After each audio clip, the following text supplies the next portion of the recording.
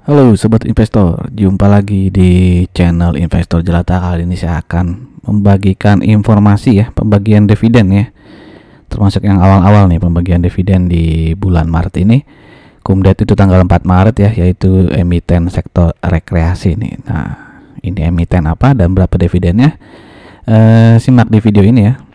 Tapi sebelum kita masuk ke dividen itu, saya ingin menginformasikan beberapa video ya, terutama prediksi dividen saham-saham yang sudah merilis ya laporan keuangan akhir tahunnya.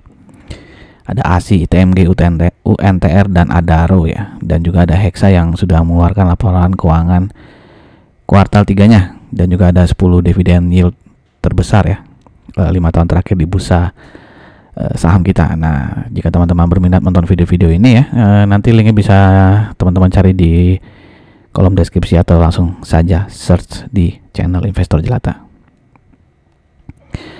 Oke, saham yang akan kita bahas adalah Ancol ya, dengan kode ticker PJAA ya.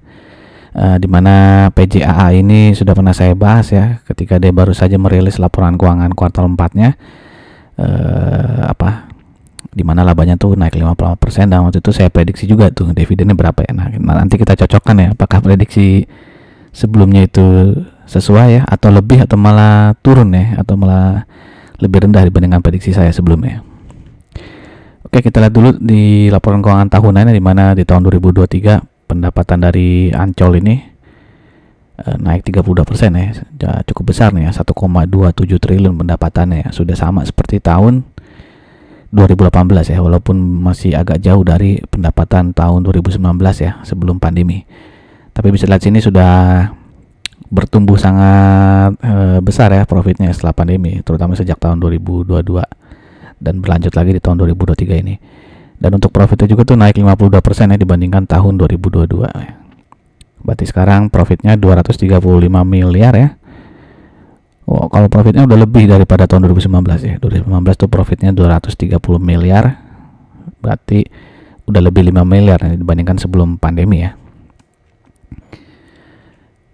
Oke, kalau secara kuartal ya, bisa lihat sini, ini kuartal 1, kuartal 2, 3 dan 4 di 2023. Bisa dilihat sini kuartal 1 yang paling kecil ya.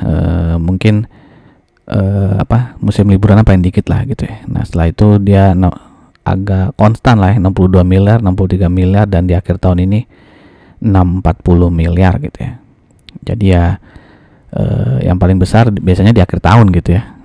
Seperti tahun 2022 juga tuh paling besar di akhir tahun ya. Oke, jadi kalau dibandingkan kuartal 4 tahun lalu, ini ada penurunan 14,4% ya, profit di kuartal 4 tahun 2023. Tapi intinya selama tahun 2023 profitnya tuh naik ya, 52%. Oke, kita dulu historis dari PBV PJAA ini ya, dimana rata-rata PBV 5 tahun terakhir itu di 0,72, dan saat ini dia diperdagangkan di 0,92 ya PBV-nya. Jadi over value ya, dibandingkan histori 5 tahun terakhirnya. Dan book value saat ini adalah 1029,47. Dan kalau kita asumsikan ya, harga wajar PJAA ini adalah PBV 0,72 ya, yaitu rata-rata 5 tahun terakhir, itu berarti harga wajarnya di 741,21 rupiah.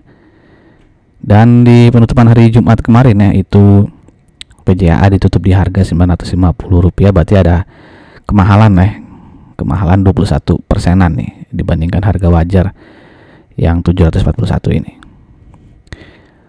Oke, sekarang kita bandingkan PJAA dengan beberapa emiten lainnya ya di consumer services ya. Dia kan sektornya consumer cyclical dan subsektor adalah consumer services. Ada KPIG. KPG ini MNC Land ya, kalau nggak salah dia punya amusement park juga ya. Lalu IS ya, hotel ini. Lalu CNMA ini 21 ya. Lalu pariwisata nih, Bayu Buana Travel, dan juga ada restoran ya, Lucy ya. Yang mirip-mirip banget sama Ancol sih nggak ada ya. Jadi ya saya bandingkan saja dengan saham-saham ini gitu ya. Dan bisa lihat sini earning per share dari PJA 146,98, dimana di sini Bayu paling besar ya, 217 ya. Lalu untuk PER juga ini Bayu yang paling rendah ya. Jadi walaupun beda tipis dengan PJA yang 6,46 ya. Lalu untuk PBV yang paling rendah nih si MNC Land ya, 0,21 ya, lalu disusul oleh si PJA. Jadi PJA ini yang termurah kedua lah di antara 6 perusahaan ini ya. Lalu untuk ROE juga dia cukup besar, 14,1% ya, hanya kalah dari si Bayu Buana Travel nih. Untuk DER ya, ternyata DER cukup besar ya si PJA ini ya, 1,24 ya. Dan paling rendah nih si Ispak Hotel ya.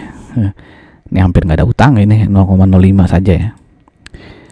Oke, lalu kalau kita lihat dari subsektornya, consumer services PBV-nya rata-ratanya tuh di 10,59, berarti PJA jauh di bawah rata-rata subsektornya, sedangkan PR-nya minus ini ya.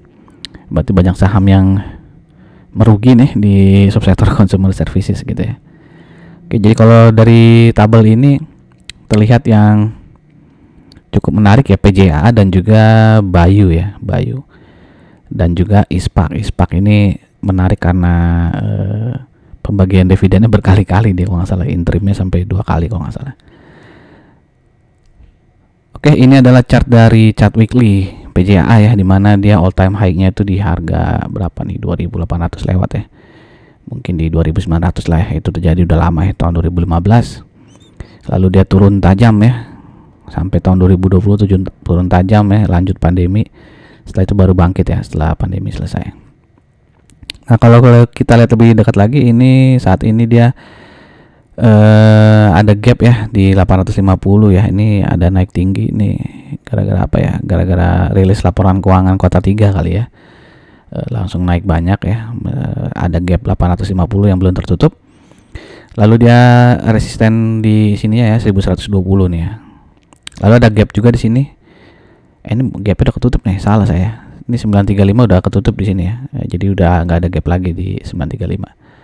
Oke, jadi saat ini dia bergerak sideways lah ya di antara 935 dan 1040 ya. Kalau 1040 ini bisa di break, resisten selanjutnya adalah di 1120 ya.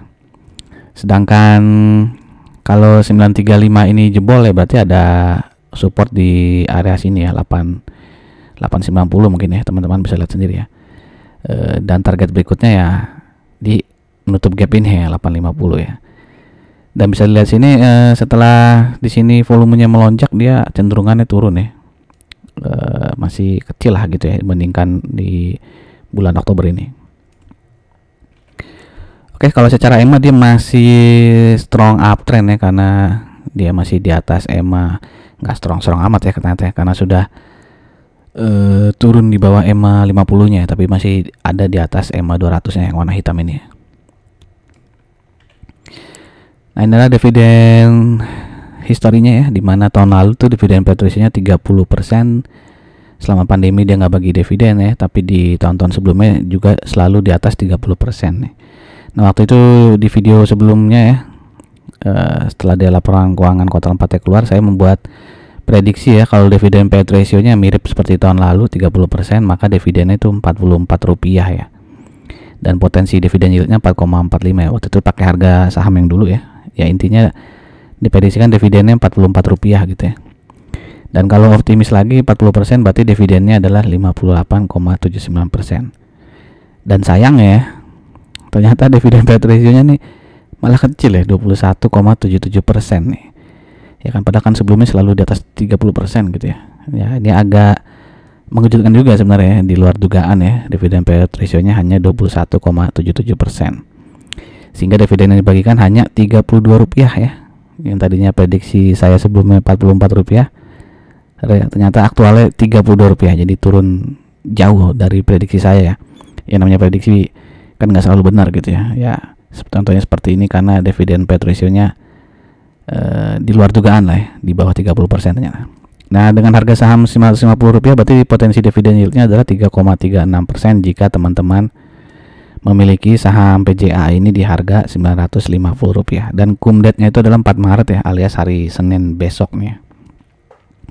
Jadi buat siapa saja yang memegang saham PJAA ya, sampai dengan penutupan di tanggal 4 Maret ini, itu akan mendapatkan dividen ya.